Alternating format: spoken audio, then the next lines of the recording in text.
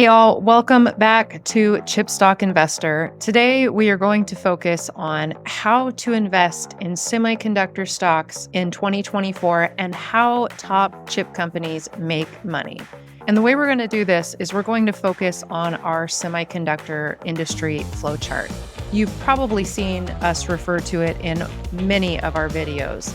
We did do a brief explainer on it, but since we have so many newer subscribers, you may have missed it. So here we are, the flow of the semiconductor industry, how these companies relate to each other, and how they make money, which is info that is critical to making an informed long-term investment. So first things first, looking at this chart, why did we organize the industry like this? Think of semiconductors as the engineering, manufacturing, and infrastructure layer of the digital economy. We'll switch over to our inverted pyramid chart. We have semiconductors in the middle, above the base layer, which is raw materials, beneath that infinitely scalable part, all the products and services we use every single day. So as any engineering, manufacturing, and general infrastructure industry goes, there's a flow within the semiconductor space. And different steps are repeated over and over again, and different companies within this space have largely specialized into different parts of the supply chain. This has become increasingly pronounced over time as the difficulty and expense involved with making chips has risen dramatically over the decades.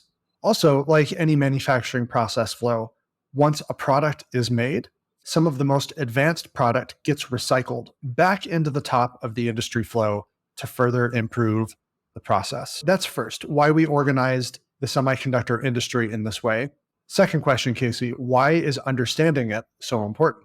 We believe that semiconductor importance has become critical at the very heart of the global economy and the bedrock of the new and still developing bull market.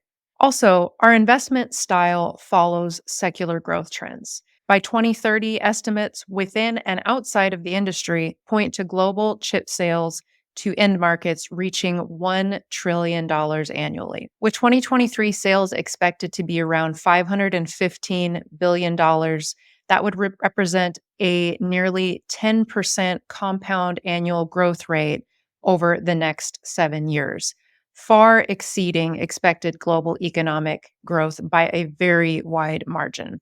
We believe that there is a lot of room to make mistakes and pick suboptimal semiconductor stocks, but still wind up with sizable investment gains anyways. Now that we've covered those two very important reasons why we created the semiconductor industry flowchart and why we're having a video specifically dedicated to this, let's start from the top with electronic design automation software, or EDA. Right, so you can see at the top of the chart, EDA and IP licensing, the point where software, some of that end product, re-enters the semiconductor industry flow.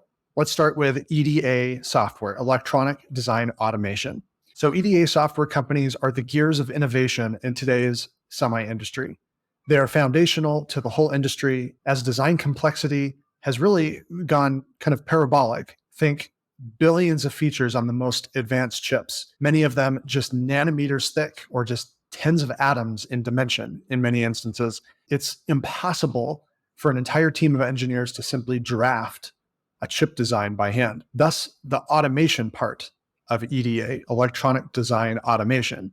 EDA companies also use specialized chips, often FPGAs, field programmable gate arrays, used in physical emulation and physical verification of a chip before the design goes on to the manufacturing floor. And then once that design goes to the manufacturing floor, EDA also, of course, integrates with the manufacturing equipment itself so that the design is accurately transposed onto those silicon wafers, and again, later diced up properly into chips.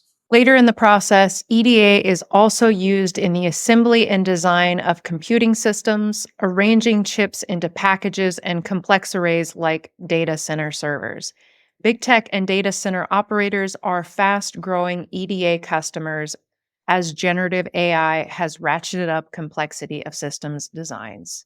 And finally, EDA companies also have their own portfolios of IP intellectual property that often get bundled with an EDA software license for their customers to use. Let's talk about the companies themselves. You'll often hear us say that EDA is an oligopoly, meaning the industry is controlled by just a small handful of businesses. In this case, it's three main EDA providers. The top three in the space: Synopsys, Cadence Design Systems, and Siemens EDA, which used to be called Mentor Graphics.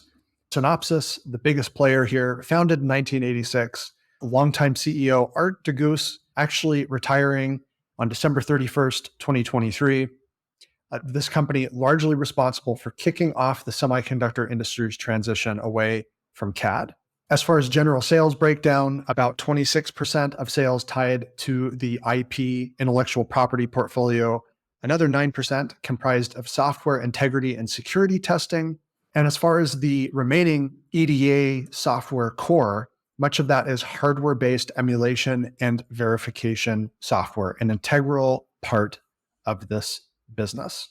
Dropping down to the number two player, Cadence Design Systems, very similar revenue breakdown, except they don't have that 10% security software segment. Instead, back in 2022, Cadence acquired a company called OpenEye Scientific as they are entering the molecular design market. They had an expanded software contract with Pfizer earlier in 2023. So look for that as a big growth pillar for Cadence in the years ahead.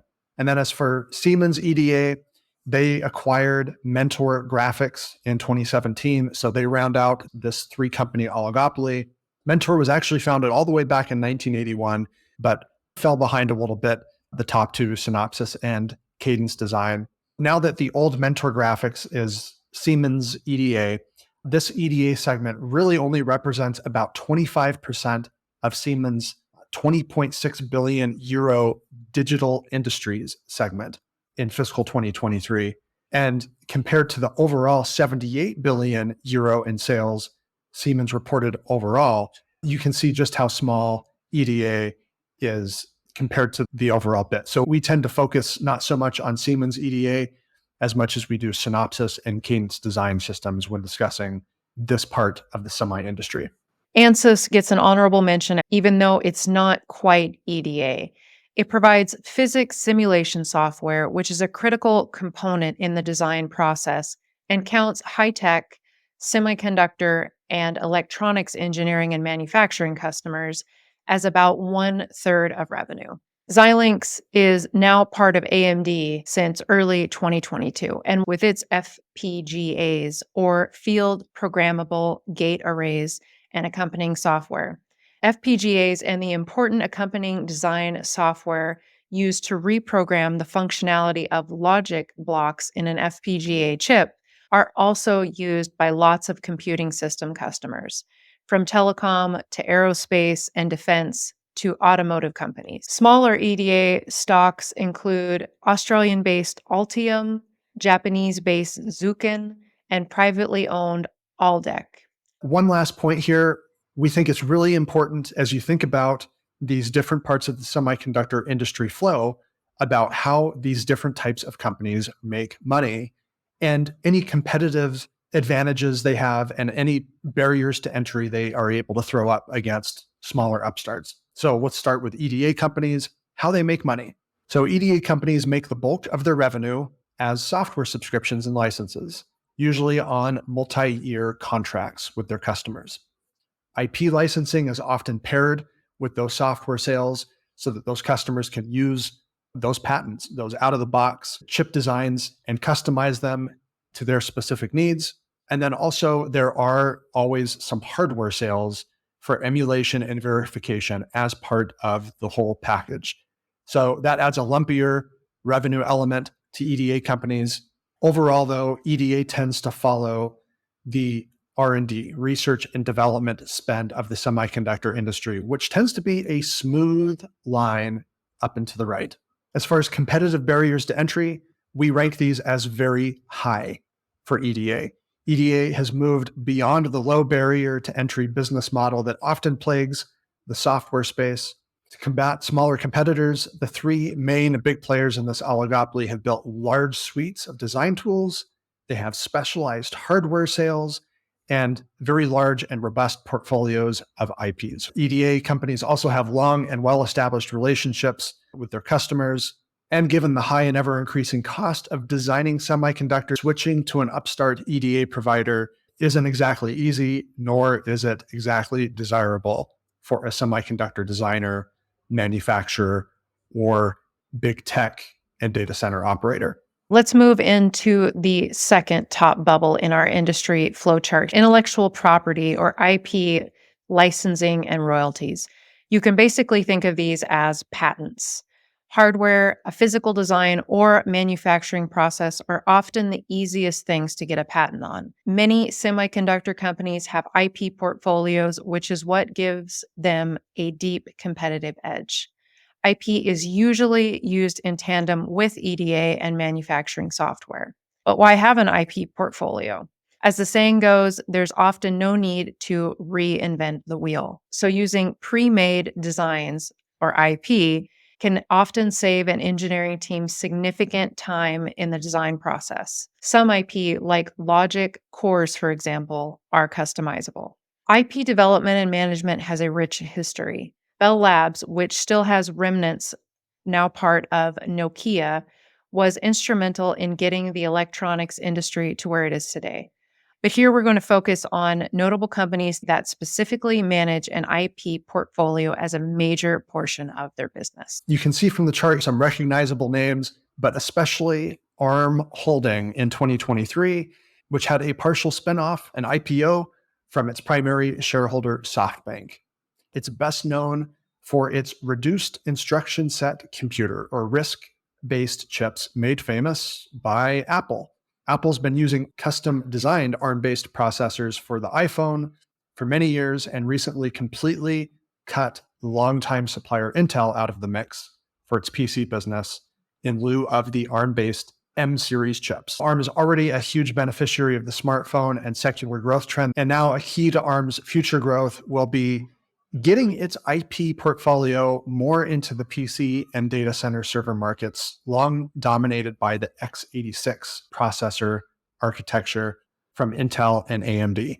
I'll gloss over some smaller names in the IP segment of the semiconductor flow. We have Rhombus, which has some IP surrounding high-speed memory chip interfaces, including HBM3, or third-gen high-bandwidth memory. Also, Siva, which is a very, very small player in IP, market cap currently just over 500 million, but large IP portfolios around 5G wireless, Bluetooth, Wi-Fi, and some other mobile patents. For everyone else, many companies have large IP portfolios. Protecting their designs is integral to business and can give them a long-term competitive edge.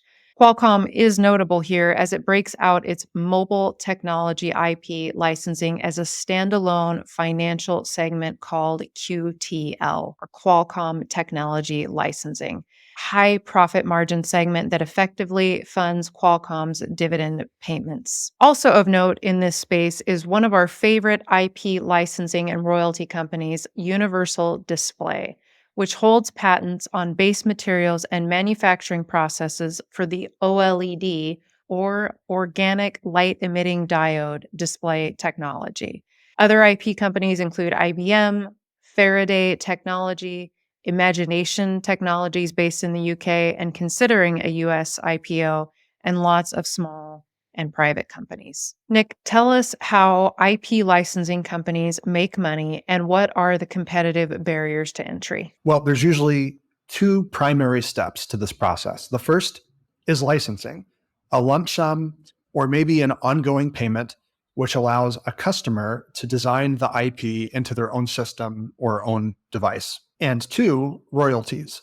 That's when the IP company earns a small cut of every sale of chip or product sold utilizing its IP. So, for example, every time Apple sells an iPhone, ARM Holding gets a very small royalty for that phone because there's an ARM-based chip in it. Companies that get involved in extensive IP licensing and royalties, and especially those exclusively making a business out of IP, walk a fine line between trusted partner and unwanted operating expense from their customers. Some examples, this was something Rhombus fell into back in the day, a patent troll, and Qualcomm and Apple have certainly had their share of dust-ups in recent years between each other involving Qualcomm's IP licensing. As for competitive barriers to entry, for the IP part of the semiconductor flow, we rank this as highly variable. Some IP is just some old commoditized chip design. It has an easy workaround. Another company can quickly develop and patent an alternative, but more advanced IP, or especially large and interrelated patent libraries like what ARM Holding possesses, aren't that easy to shake and can have very sticky customer relationships. Base materials and industrial gases. This is where raw materials and that engineering and infrastructure part of the economy meet. Because all things need to be mined and processed first before they get turned into materials, parts, and products, and later leveraged into services. Let's start with a list of raw silicon, germanium, gallium, or some other compound that is semiconductor material wafer producers. Silicon wafers later go on to have tiny features developed on their surface, which is front-end manufacturing, and then later diced up into chips and packaged into an electronic system, which is the back-end manufacturing. But the first step is the wafer itself, which starts with the production of a crystal silicon ingot, or boule. Think about this like a log of salami. This log of salami, or silicon in this case, is made using the Czochralski, or simply the CZ method. This ingot is then sliced into those thin discs you often see someone in a lab bunny suit holding. In the following list, we exclude some other industrial conglomerates and IDMs that manufacture some of their own wafers. Nick, tell us about silicon wafer producers. Some of the top standalone producers of raw wafers are Siltronic, based in Germany. We have Sumco in Japan, Global Wafers in Taiwan, SK Siltron, which is part of South Korea's massive conglomerate SK Group. We'll talk about them later. Soitec, Shinetsu Chemical, and AXT, listed in the US, but operates actually in China. How do these producers of raw silicon wafers actually make money? Well, it's pretty simple. They produce the material and then they sell it to more advanced manufacturers. There are some interesting startups in this space like Atomera, which is taking the licensing IP route for some of its material patents and nanotechnology. But by and large, these wafer producers are pretty commoditized. They tend to have pretty low barriers to entry. And that's why some companies, like especially IDMs, which we'll discuss next, have actually added another layer to their vertical integration by bringing some of this raw wafer manufacturing in-house. Let's talk about some other base material suppliers that we like more. Besides semiconductor material substrates, various other elements, chemical concoctions, and industrial gases are needed as raw materials for the manufacturing process. For the sake of brevity, let's talk about just a few of our favorites here at Chipstock Investor. Our first one is Linde. Electronics and semiconductor manufacturers make up nearly 10% of Linde's revenue, and it has been one of the fastest growing end markets. Critical gases include nitrogen, oxygen, argon, hydrogen, helium, and carbon dioxide, as well as rare gases like neon, krypton, and xenon, and other gas mixtures for lasers used in the ultraviolet lithography wafer manufacturing step. Number 2, air products and chemicals. Similar to Linde, but Air Products comes to the high-tech space from its leadership as a natural gas leader.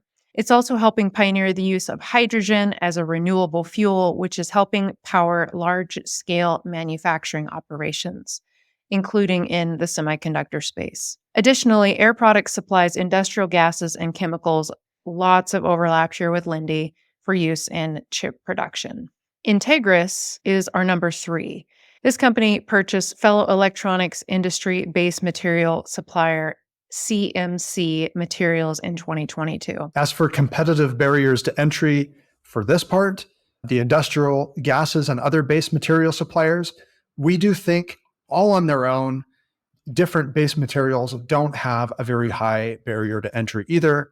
However, like many manufacturing-based industries, it does take a sizable chunk of capital and some know-how to get started in supplying some of these base materials. However, much of these products, they tend to lack IP protection and don't always carry enough profit margin to sell on their own. So it may be easy for competitors to pop up, but especially when you're talking about Lindy and Air products, they have breadth and depth to their portfolio of materials that they provide, as well as some extensive supply chains in place with their customers. So we rank these competitive barriers to entry more like a medium to high for these big companies versus some of the raw silicon wafer producers.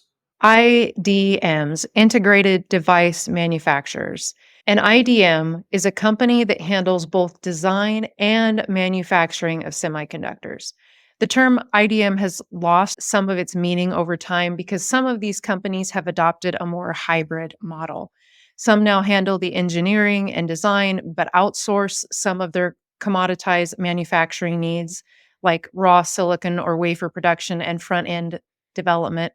Others choose to keep all of their manufacturing in-house. IDMs are where we start to realize some of those final sales figures that make up the 515 billion in chip global sales for 2023 and the often cited 1 trillion in global sales by 2030 goal. The IDM model was incredibly powerful in its heyday and produced some of the original giants, technological leaders, and household names of the chip industry. Additionally, some big names we'll discuss in the Fabless chip design section later are also technically IDMs. Chip giants Qualcomm and Broadcom are often called fabless designers, but that isn't completely true. Qualcomm owns some manufacturing operations for some of its wireless connectivity chips, and Broadcom, which says it sources 90% of its developed wafers from TSMC, retains the other 10% of some of its proprietary chip manufacturing. Now, you'll see from the flow chart here where we have IDMs at the intersection of the EDA and chip patents and licensing there at the top with the base materials and gases. This is the original semiconductor model where a company would design its chips and it would also go and get the raw materials, combine those two things together and go out and sell the final product to software companies, device manufacturers, and so on. This arena can therefore be broken down into a few categories. Memory chip IDMs, one of the biggest chip types by end market sales, logic and other processor chip IDMs, analog chip IDMs, and finally, we'll talk about optical and photonics IDMs. Memory chip IDMs first. So memory chips can further be divided up into other categories like DRAM, dynamic random access memory, and NAND, NAND, which actually stands for not and, in reference to the logic gate for this type of memory. Different topic. At any rate, here are some of the top designers and producers of various memory chips. A highly commoditized piece of the industry, meaning these chips can easily be replaced with a competitor's product and stuck into a computing and electronics system with similar results. So first up, Samsung, besides many other things, this South Korean tech and industrial conglomerate is the world's leading memory chip maker. Second, we have SK Hynix, part of that SK group. SK Hynix holds second place, again with leadership in DRAM and NAND memory. Notably here, NVIDIA's most advanced AI systems, SK Hynix is a key supplier of HBM3E, or third gen high bandwidth memory, a type of DRAM. Third, we have Micron Technology based in Idaho, the world's third largest memory chip producer, but the largest pure play memory IDM. Fourth, we have Toshiba, a Japanese tech conglomerate. In 2017, Toshiba acquired both SanDisk and IBM's NAND flash business to solidify its position in memory chip making. It then rebranded that segment as Kioxia in 2019, which is now jointly owned by Toshiba and Bain Capital, which brings us to Western Digital, another US company, traditionally a maker of hard disk drives or HDDs, making a transition to flash memory. It acquired SanDisk in 2016, which is where Micron's current CEO, Sanjay Mehrotra, was a co-founder and working as CEO at the time. Western Digital was actually in talks with merging with Kioxia, but after a deal fell through, Western Digital is now planning a spinoff of that NAND business later in 2024. And then finally, Yangtze Memory Technologies, or YMTC, not publicly traded. It's a startup memory IDM in China. YMTC continues to receive ample funding as China makes its push towards semiconductor supply chain independence. Okay, now for logic chip, microcontroller, and other processor IDMs. It's important to note that the following list of IDMs doesn't exclusively focus on logic and processor chips. Nevertheless, these are some of the leaders in this important chip type, the brains of the computing system. Number one, of course, is Intel, the old titan of the semiconductor world and one of the first true tech giants. It's worth mentioning here that Intel, finally in the last year or so, has been admitting that it missed multiple pivots in tech trends and that a logic chip IDM may not be the best path forward. Over the summer of 2023, it laid the groundwork for its chip design teams and chip foundry businesses to act independently of each other. It is receiving US and European CHIPS Act funding to expand its operations, which it hopes will lead towards its return as the most technologically advanced semiconductor company. Number two, ST Microelectronics. ST Micro is a leading European IDM and a top supplier of automotive and industrial chips. Besides sensors and power chips, ST Micro is also a top designer and manufacturer of microcontrollers, or MCUs, an integrated unit that includes a processor, memory, and ports for inputs and outputs. ST Micro is also a leader in silicon carbide chips, striking a supply agreement with Tesla in 2017 for the Model 3. Number 3 is Infineon, and number 4 is NXP Semiconductors. Now, these companies are both based in Europe as well. There is a lot of overlap with these two companies as well as with ST Micro, but we will point out one thing that is unique with NXP Semiconductors. It makes various security hardware, including chips that are used in touchless digital payments and secure gateways used in payment network infrastructure. Number 5, Renesas Electronics. Renesas is Japan's leading IDM and has a product portfolio that has a lot of overlap with its European counterparts. Microchip is our number 6 and a US-based company. It merged with Microsemi in 2018, and it is emerging as an industry leader in MCUs, FPGAs, and other processors for many of its non-tech savvy customers. Microchip employs a hybrid model, retaining some of its own manufacturing, but increasingly relying on third-party fabs for its semiconductor supply. Okay, we'll move on to analog and power chips, or sensors, IDMs. Again, many of these companies have overlap. As IDMs, they also make some embedded processors and microcontrollers like the companies Casey just rattled off. We'll start with Texas Instruments, though. The old industry titan. Besides some embedded processing, TI is actually a power chip and sensor leader. Most of its products are actually highly commoditized, but the company excels at manufacturing at scale at a very high profit margin. But its customers rely heavily on TI anyways, as it can quickly meet their demand needs. TI carries large inventory on its balance sheet to always be able to meet those needs. Many of TI's products cost mere pennies when bought in bulk. Rather than go the custom chip route, the company's built its competitive advantage with its low-cost fabs. But after years of stoking higher profit margins and massive shareholder returns, it's undergoing big expansion in the US to meet long-term demand needs.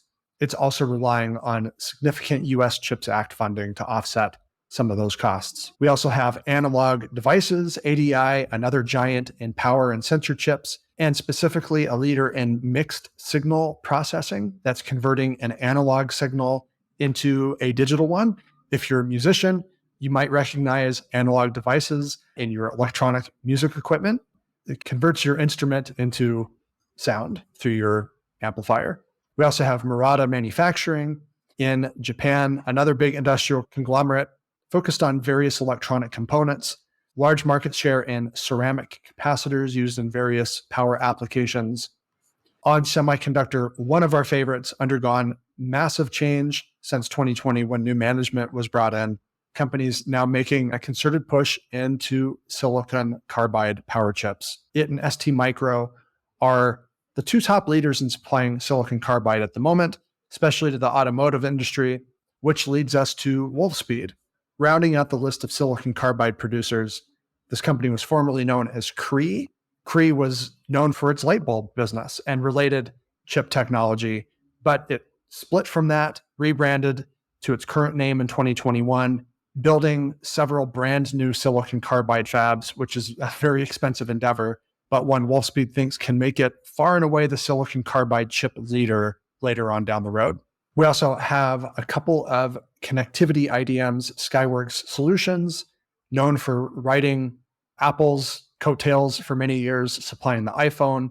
To this day, Skyworks still makes most of its money in radio frequency or RF front-end modules and power amplifiers for smartphones and other wireless devices. In 2021, it did acquire the infrastructure and automotive business from Silicon Labs to try and diversify its revenue streams. Also, Qorvo, another diversified IDM that provides wireless connectivity and power chips. It also acquired a small silicon carbide business in 2021. This company, it's highly diversified, has an extensive fleet of chip fabs, but actually lags far behind many of its IDM peers in operating profit margins. Photonics IDMs. It's worth noting that the photonics market is a highly disaggregated and commoditized part of the industry, which supplies basic components that can fairly easily be swapped out for a competing product, similar to memory chips. Nevertheless, photonics are an important part of networking, moving massive amounts of data within a computing system. We'll list off just a few of the photonics IDMs. The first one is Coherent. Coherent was acquired by II-VI in 2022, which won the bidding war for Coherent against Lumentum and rebranded to Coherent after that merger. We also have Lumentum, Hamamatsu Photonics, Maycom Technology Solutions, IPG Photonics, Inlight, and Infinera. Let's briefly talk about how IDMs make money and their competitive barriers to entry. IDMs pretty simply make money by designing and manufacturing chips and then selling them to their product partners. Some IDMs focus on off-the-shelf or merchant silicon, while others also provide custom engineering to meet specific needs of their customers. So by and large, IDMs do well when they are able to efficiently manage their extensive supply chains and maintain efficient manufacturing operations. IDMs that remain profitable throughout industry cycles are the best investments to focus on, in our opinion. As far as competitive barriers to entry, we rank these anywhere from medium to high. Chip design and manufacturing does take a great deal of expertise and additionally requires a lot of capital to get started. Many IDMs have overlapping and competing products, so it doesn't leave a lot of room for smaller upstarts. That being said, some parts of the industry, especially older analog chips like power semiconductors that are sold in bulk to industrial markets, is facing competition from new fabs in places like China. But competitive advantages for these highly commoditized chips include the ability to manufacture at a far lower cost, ample supply to meet customer demand, and ease of design in and self-serve sales like an e-commerce site. All right, let's move on to one of the most famous parts of the chip industry, fabless chip designers. Like IDMs, this is where final chip sales tend to get measured. Fabless chip companies are the sexy names of the semiconductor world. AMD co-founder and longtime CEO Jerry Sanders once said, "Real men have fabs." Current AMD CEO Lisa Su is ironically proving the statement false, as are a myriad of other fabless chip designers. Think of fabless companies as the world's most advanced engineering businesses. They outsource manufacturing and assembly to third parties, but realize the final sale to their device manufacturing partners. But because they have no manufacturing in-house, they are asset light. Many of them have little to no debt since managing fabs and industrial equipment is not a factor. and they have the ability to generate very high profit margins. Big tech is also delving into this space. Apple was an early entrant here and particularly successful with its custom chips using ARM IP. Are big tech companies designing in-house chips that get a steady beat of media hype include Alphabet's Google, Microsoft, Meta, and Tesla. Nick, kick us off with the logic and accelerated computing fabless chip designers. Thanks to NVIDIA, fabless logic and accelerated computing is now basically the largest valued part of the semiconductor market. No introduction needed for NVIDIA. Big year for AI and accelerated compute. The rest, as they say, is history. AMD, a fabless company since spinning off Global Foundries in 2009. And as Casey said, CEO Lisa Su picking up all sorts of market share from Intel since she took over in 2014. We have Qualcomm, which technically not completely fabless. They do still have some small operations, but famous for also the IP licensing. But often what gets attention these days are those Snapdragon processors, integrated graphics, and NPUs or neural processing units for smartphones. MediaTek, originally part of United Microelectronics, but spun off in the late 90s, similar to Qualcomm, but by volume of chips sold, actually surpassed Qualcomm a few years ago. You also have Lattice Semiconductor, the last FPGA pure play stock left standing. We'll have more to say about them as we move into 2024, and Umbrella, which gained notoriety for its high definition video compression chips for GoPro, but now they design all sorts of chips for video processing as well as sensors, specifically cameras, as they help try to sustain the development of self-driving cars. Networking chips and custom silicon are ASICs, fabless designers. On this list, we have Broadcom, Marvell Technology Group, and Silicon Motion. As many viewers have noted, we favor Broadcom heavily in this space and have a lot of videos regarding this company. It just finally completed the acquisition of VMware, which is one of the largest tech merger and acquisition deals ever. Broadcom's a very unique business featuring a 60-40 split between semiconductor sales and enterprise software. Marvell Technology, which we affectionately call Baby Broadcom, is a top developer of the DPU, the data processing unit, which is a key part of networking infrastructure for data centers and enterprise compute systems.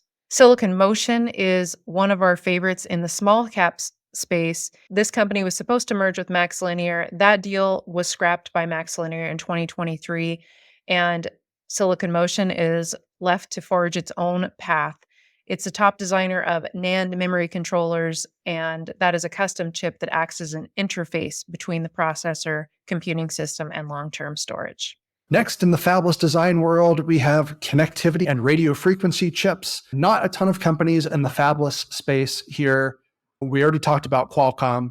In addition, we also have Silicon Labs, which is a leader in designing MCUs for IoT or Internet of Things. They also do quite a bit of custom software design for their customers. MaxLinear, supposed to merge with Silicon Motion, top designer of wired and wireless chips used in internet and data center infrastructure. We have Nordic Semiconductor and Semtech, another smaller IoT chip designer. Finally, we have sensors, power chips, and MEMS fabless designers. First up, we have Allegro Microsystems, which was a spinoff from Japan's Sanken Electric in 2020. They are a leader in designing power management, motor drive, and other electromagnetic-based analog chips and sensors. Number two, Monolithic Power Systems. They focus on power management chips and systems, and they have a lot of market share in high performance and small size form factors. Number three, SiTime. This is a pure play fabless designer of MEMS chips. Number four, Synaptics. Synaptics is a leader in designing human interface solutions. And specifically, these include popular consumer electronic and smartphone features like touch sensors, voice recognition, audio, and haptic feedback chips. We have Also, companies like Cirrus Logic, Power Integrations, and Indie Semiconductor all fall within this power management, sensor, and MEMS fabless designers. Now, how do these guys make money and what are their competitive advantages? Fabless designers hire a third party chip fab to handle the manufacturing and a lot of the supply chain work, as well as final assembly of their work. But fabless designers make revenue from the final sale of those chips and systems to manufacturers. Many of them also make some revenue from some IP licensing, and many of them, again, famously NVIDIA and Broadcom, also have sizable software libraries that run on their chip designs. And we have those custom chip developers, those ASIC developers like Broadcom and Marvell. As far as competitive barriers to entry, these are also highly variable. Much like an IP only business, fabless design companies often find strength in building large portfolios of related or interrelated IP that they can use to develop chips for their customers.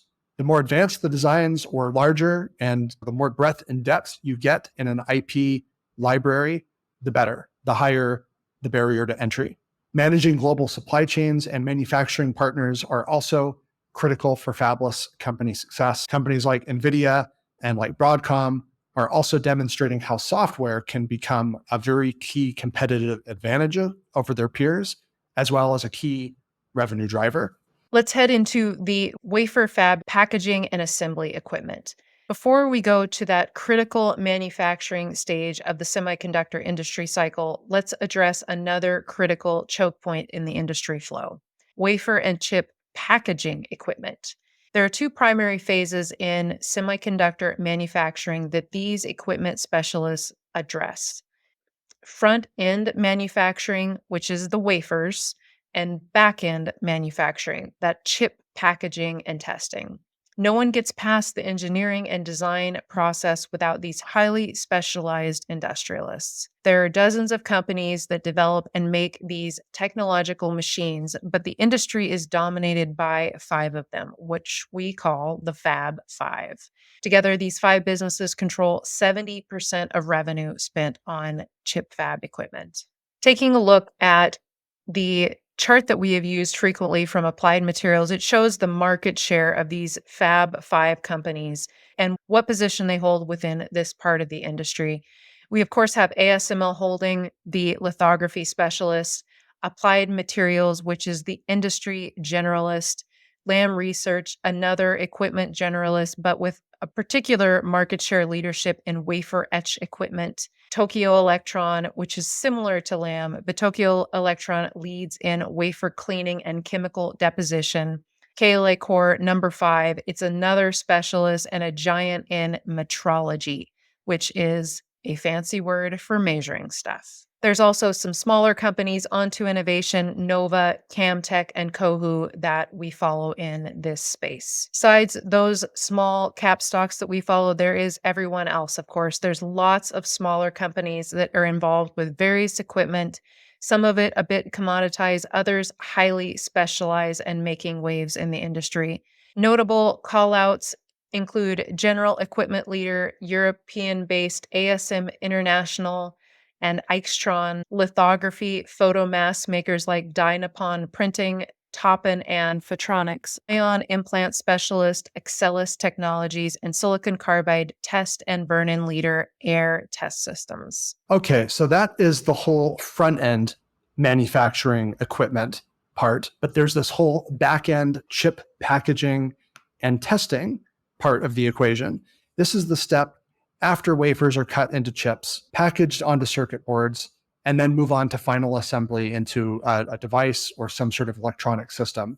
Front-end development has received tens of billions of dollars in R&D over the years, but we're starting to reach those physical limits. Again, features on the most advanced chips, sometimes just nanometers in dimension. So now packaging is getting a lot more attention. We'll discuss this a bit further when we talk about OSATs, or outsourced semiconductor assembly and test providers. As far as the equipment goes, the equipment that those OSATs need put the chips together, here's a rundown of three of the top players. BE Semiconductor. based in Netherlands. It actually has similar historical roots to ASML, but this is the technological leader in advanced packaging and die attach equipment. We also have Kulik and Salfa, another packaging specialist, as well as Micronic, which also does some work in the lithography photomasks, but does a little bit in packaging as well. Now, whether it's front-end wafer development or back-end chip packaging, how do these companies make money? Well, they develop, test, and then sell the machines for making chips. So increasingly, the Fab Five are building out also service and software revenues based on their global installed base of equipment. So there's this small but growing recurring revenue component to their business models. And that also adds another layer to the competitive barrier to entry, which is quite high for these businesses. Generally speaking, chip fab and packaging equipment has a lot of protection from patents, from IP portfolios, and it's just hard to get into. You need to have a deep know-how of the chip making process, which includes chemistry, physics, mechanics, increasingly quantum level mechanics, and it's expensive to build these machines. Now, if you find a workaround to all of these and you get a fully functioning piece of equipment up and running, now you have to take it to a chip fab and try to get them to buy it. And we're talking about a very expensive piece of equipment that could ruin a manufacturing process, which would be highly costly and financially disastrous. These chip fab customers are not likely to part ways with their longstanding fab equipment partners, especially those Fab Five. So barrier to entry in this market, it's high. That's why we call this segment a critical choke point in the semiconductor industry and an oligopoly. Next part of the industry, chip fabs and contract manufacturers. These companies are the new workhorses of the economy and critical to the fabless designers of the semiconductor industry. Chip fabs and contract manufacturers handle the bulk of semiconductor wafer production, as well as final packaging, assembly, and system test services. Intel is positioning itself as a trusted third player in contract manufacturing, offering to open up its internal manufacturing to other companies as an alternative to leaders like TSMC or Taiwan Semiconductor Manufacturing and Samsung in South Korea. Besides the number one leader, Taiwan Semiconductor Manufacturing, and second, Samsung, we have Global Foundries, which was spun off from AMD in the wake of the great financial crisis of 2008 to 2009. Global Foundries stopped competing in advanced manufacturing nodes a few years ago and has built a successful business as a mature node and specialty manufacturer. A few others are United Microelectronics, which is based in Taiwan as well. Semiconductor Manufacturing International, or SMIC.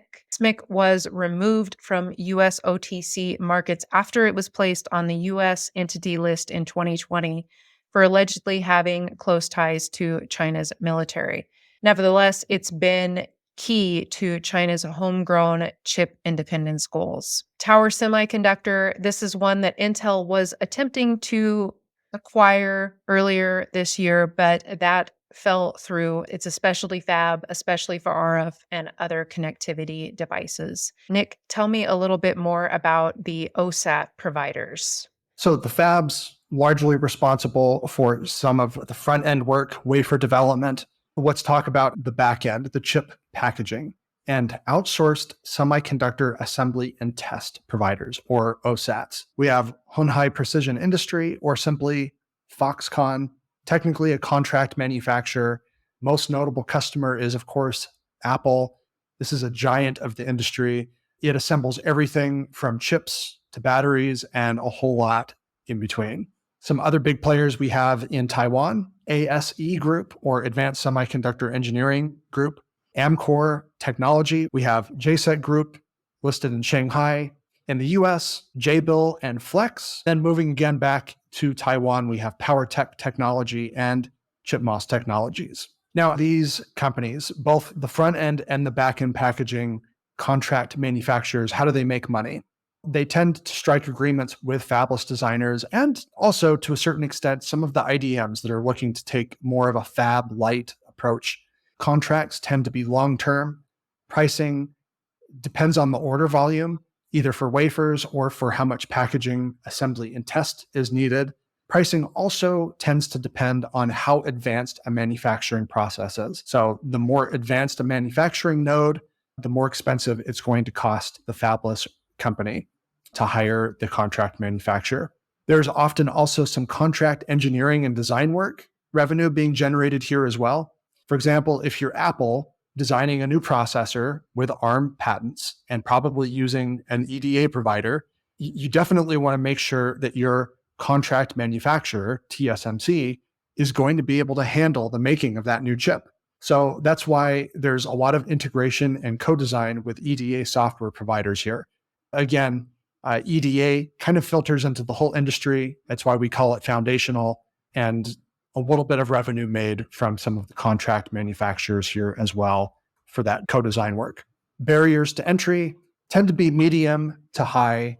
Building a chip fab, it's technically easy to do. All you need to do is round up enough capital and then go to the chip fab equipment companies and fill up your facility with machines that you buy from them. That's easier said than done, though. So that's why we often say a lot of the money being spent right now on building these new chip fabs in China, in the US, in Europe, and so on and so forth, it's flowing through the actual chip fab equipment companies.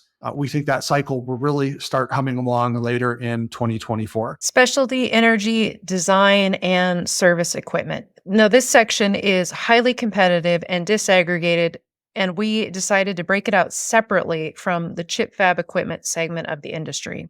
Contained in this segment, there are smaller but still very critical equipment types related to making wafers or chips, but not as competitively positioned as the capital-intensive and IP-heavy parts of the market. Specialty devices that address energy needs of chip fabs and heavy equipment, ancillary parts, and disposable products used in chip test and assembly, big diversified manufacturers of electrical connectors and other components and related services tied to them are all of the things that make up this segment. Some of the companies that are part of this part of the industry: Keysight Technologies, Form Factor, Advanced Energy Industries, Teradyne, and Amphenol. How do they make money? Again, as is the case with some of the chip fab equipment companies, they develop, test, and then sell equipment. Oftentimes, they also have a service component as well. Some of these, like Keysight Technologies, sell software. Form Factor tends to have more of a disposable parts business. Advanced Energy Industries, as the name implies, they sell equipment that manages the flow of power to heavy equipment. Again, you get the idea, the sale of parts and pieces to the industry. Many of these companies do not have highly differentiated portfolios of equipment. With a bit of capital, it's easy for a new manufacturer to break into this market.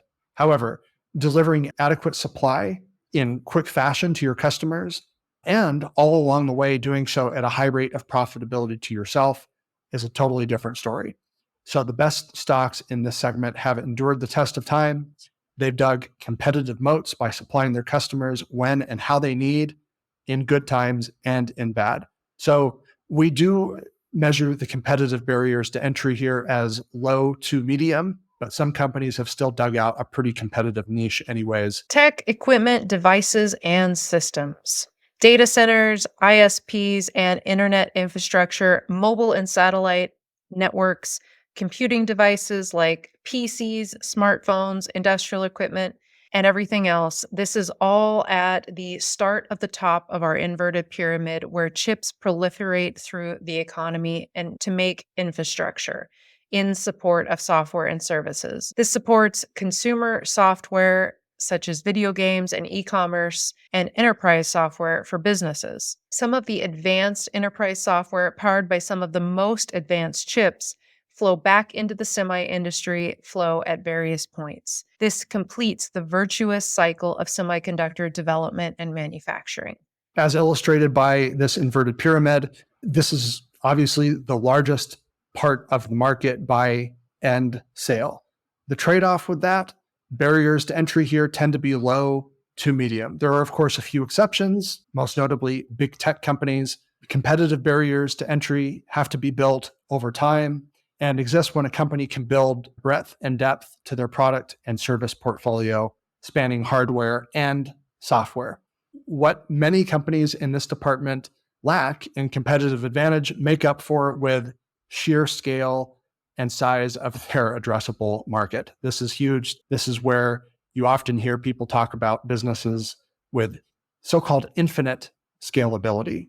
We've covered a ton of information here, and maybe you just skipped to this part right here, this chapter where I asked Nick, how do we invest in semiconductor stocks in 2024?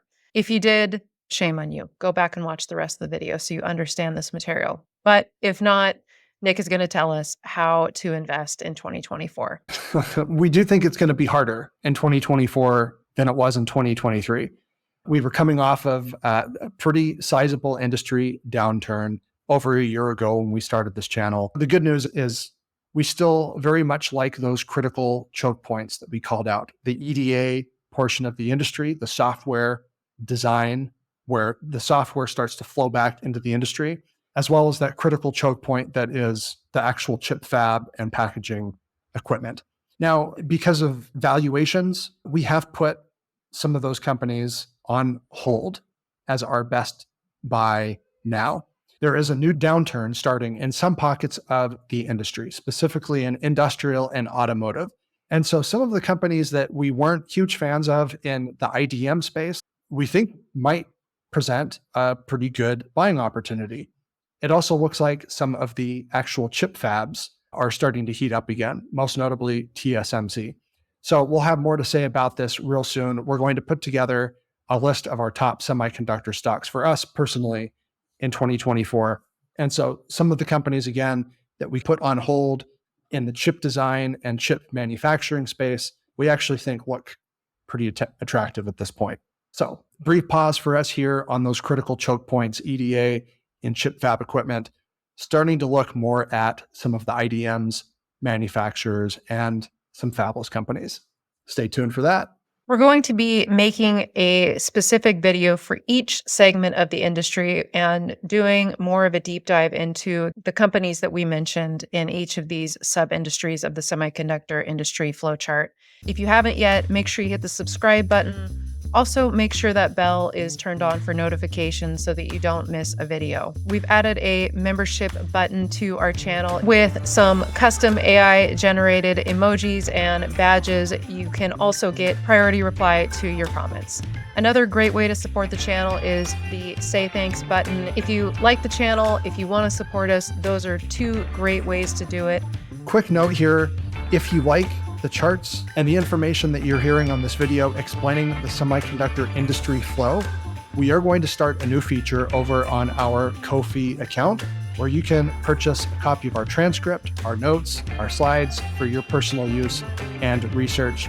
This is not a monthly subscription, just a one-time purchase if there's a particular episode that you like and think there's some particular information therein that can help you on your investment journey. Check it out, link below to our Ko-fi account, Ko-fi.